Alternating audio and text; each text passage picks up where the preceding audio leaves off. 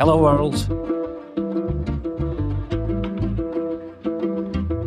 Real data is never flat. Every API you've ever called, every database you've ever queried, and every AI model that you ever built. The data inside is structured, layered, and nested. And the tool Python gives you to handle all of this is exactly what we spent the last 4 videos building toward. Think about how we've been storing data so far. A list of names, a dictionary mapping a name to an age. Clean, flat, one level deep. But now, think about a real contact in your phone. They don't just have a name. They have a name, multiple phone numbers, multiple email addresses, a home address, a work address, maybe some notes. One person, dozens of fields. Or think about a social media post. It has text, a timestamp, an author who is themselves an object with a name, a profile picture, a follower count. And it has comments, which are a list. Each comment has its own author, its own text, its own timestamp. This is real data. It doesn't fit in a flat list. It doesn't fit in a simple dictionary. It needs containers inside containers. And Python handles all of it with the 4 structures you already know. You just need to learn how to combine them. This is where the most Python tutorials stop. They teach you the structures, but they never tell you how to think with them. So let's think with them. There are 3 patterns you'll see everywhere. Master these 3 and you can read any data structure you'll ever encounter. Pattern 1. A list inside a dictionary. One key, multiple values. Think of an address book. One person's name maps to several phone numbers. Not one number, several. A key pointing at a whole collection.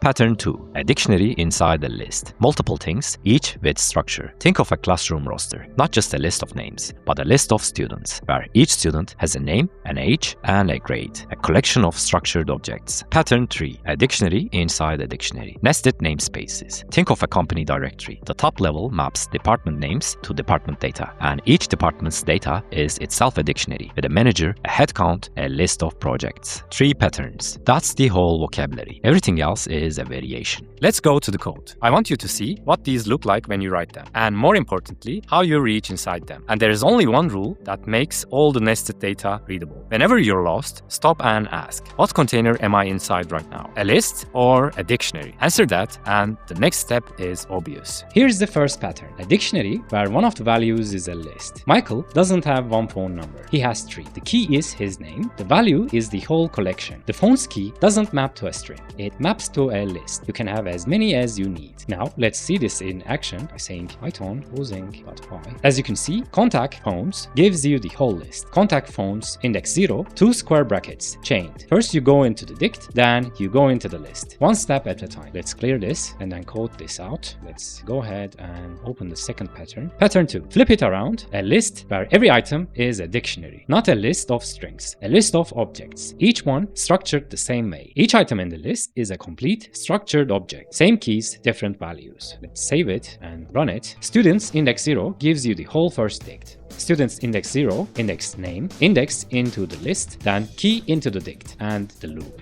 For student in students, each iteration gives you one complete dict. That's how you process a list of structured objects. Okay, let's again clear this and code it out. Let's open the pattern tree. As you can see, pattern tree, 2 levels deep, a dictionary whose values are themselves dictionaries. The top level maps department names to department data. Each department's data is itself a dict. Let's again save it and run it. Company, index engineering, and index manager, 2 dict accesses changed together. Company, index engineering, index projects, index 0, dict, then dict again, then list, 3 levels in one line. This is the syntax of a real software. Once you're comfortable chaining these, you can navigate any data structure you'll ever encounter. Now, here's where this gets real, because everything we just wrote in Python, that's exactly what JSON looks like. JSON stands for JavaScript Object Notation. It's the language the internet speaks. When you call an API, a weather service, a maps service, a payment gateway, it sends back JSON. And JSON is nested dictionaries and lists, all the way down. Let me show you what a real API response looks like. Say, you call a weather API and ask for the current weather in Istanbul. The whole thing is a dictionary. The temperature is a value. The conditions are a nested dictionary. Humidity, wind speed, pressure. The forecast is a list of dictionaries, 1 per day, each with its own date, high, low, description. You could not represent this data without nesting. A flat list doesn't have keys. keys. A flat dictionary can only hold one value per key. The only way to model this is containers inside containers. And this isn't just weather, it's every API you'll ever call. Stripe's Payment API, Spotify's Music API, X's Post API, Google Maps, OpenAI. All of them speak JSON. All of them are nested dicts and lists. Learn to read one, you can read all of them. Alright, let me show you what a real API response looks like in Python. I'm not calling a live API here. I'm recreating its structure exactly as it arrives. So first of all, let's again code these out. Then let's go ahead and open these all. As we said, it's a real API response in Python, but not live. Top level, a dict, temperature, a nested dict, conditions, another nested dict, forecast, a list of dicts. This is a real API response, verbatim. Alright, so let's save it and clear again, then run it. Every line of output came from a different depth in the structure. City, 1 level, temperature current, 2 levels, forecast day, 3 levels. This is the skill that makes APIs readable.